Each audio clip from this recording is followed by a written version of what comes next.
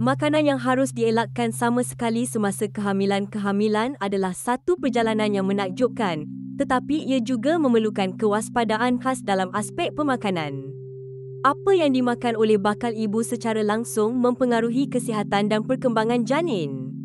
Mengelakkan makanan tertentu adalah sangat penting untuk mencegah risiko seperti jangkitan, keracunan atau kesan buruk terhadap bayi. Berikut adalah senarai terperinci kumpulan makanan dan minuman yang perlu dielakkan sepenuhnya atau dihadkan secara maksimum oleh wanita hamil sepanjang tempoh kehamilan. 1.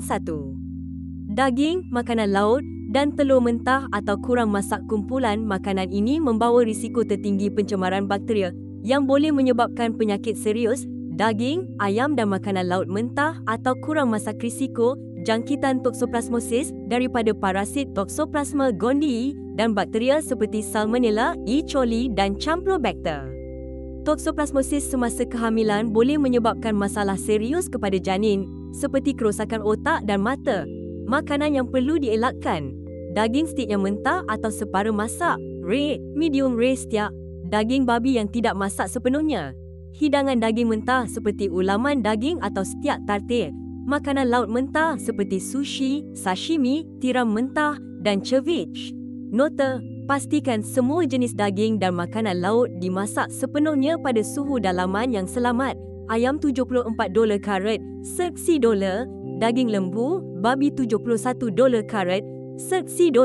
Telur mentah atau kurang masak risiko jangkitan Salmonella yang menyebabkan demam, muntah, cirit-birit dan dehidrasi teruk pada ibu hamil. Makanan yang perlu dielakkan: telur dengan kuning telur yang masih cair, runny yolks, seperti telur mata kerbau atau telur separuh masak. Hidangan yang mengandungi telur mentah seperti aiskrim buatan sendiri, mayonnaise buatan sendiri, sos hollandaise, beberapa sos salad dan dough biskut atau kek yang belum dibakar. Nota: ambil hanya telur yang telah dimasak sepenuhnya. Kedua-dua kuning dan putih telur mestilah pejal. 2. Susu dan keju tidak dipasteurisasi, unpasteurized. Produk tenusu yang belum dipasteurisasi adalah sumber bakteria berbahaya. Susu dan produk tenusu tidak dipasteurisasi risiko jangkitan Listeria monocytogenes menyebabkan listeriosis. Listeriosis semasa kehamilan boleh menyebabkan keguguran, kelahiran mati, kelahiran pramatang atau jangkitan yang mengancam nyawa pada bayi baru lahir. Makanan yang perlu dielakkan: susu segar, yogurt, aiskrim dan jus buah yang dijual tanpa dipasteurisasi sering dijumpai di ladang atau kedai kecil. Keju lembut yang dibuat daripada susu tidak dipasteurisasi seperti feta, brie, camembert, keju biru, berkulat. Peraturan keselamatan: sentiasa pilih produk yang jelas di label telah dipasteurisasi, pasteurized. 3. Ikan dengan kandungan merkuri tinggi. Merkuri adalah neurotoksin yang boleh menyebabkan kerosakan pada otak dan sistem saraf janin yang sedang berkembang. Ikan tinggi merkuri risiko: merkuri dalam bentuk metil merkuri terkumpul dalam badan ibu dan disalurkan melalui plasenta. Makanan yang perlu dielakkan: dihadkan secara ketat: ikan todak, swordfish, ikan hiu, shark, ikan tenggiri raja, king mackerel, ikan tuna mata besar, bijai tuna. Pilihan yang lebih baik: ikan rendah merkuri seperti salmon, tuna dalam tin jenis ringan, canned light tuna dan tilapia. 4. Makanan sedia dimakan yang disimpan dingin terlalu lama. Makanan yang diproses dan didinginkan membawa risiko pencemaran semula listeria selepas dimasak. Daging sejuk, cold chowd, pate dan daging deli risiko jangkitan listeria. Makanan yang perlu dielakkan: daging sejuk prabungkus seperti ham, salami, sausage, melainkan ia dipanaskan semula sehingga beruap. Pate dan sapuan daging, meat spread, yang dijual di pasaraya, termasuk yang dalam tin, melainkan ia disterilkan pada suhu tinggi. Nota: jika ingin mengambil daging sejuk, bakal ibu perlu memastikan daging dipanaskan dengan teliti sebelum makan. 5. Alkohol dan kafein. Bahan-bahan ini boleh menjejaskan perkembangan janin secara langsung.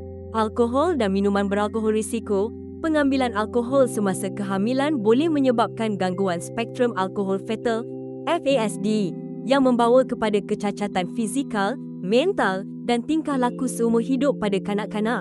Nasihat: tiada jumlah alkohol yang dianggap selamat semasa kehamilan. Mengelakkan sepenuhnya adalah perlu. Kafein risiko: kafein melintasi plasenta dan boleh menjejaskan kadar denyutan jantung bayi. Pengambilan berlebihan boleh meningkatkan risiko keguguran dan berat lahir rendah. Hadkan pengambilan kafein maksimum 200 mg sehari bersamaan dengan kira-kira 1 hingga 2 cawan kopi kecil. Sumber kafein juga datang daripada teh, coklat dan beberapa minuman ringan berkarbonat +6. Tauge mentah dan hasil tanaman yang tidak dicuci kebersihan makanan adalah yang paling utama untuk mencegah jangkitan tauge mentah, raw sprouts.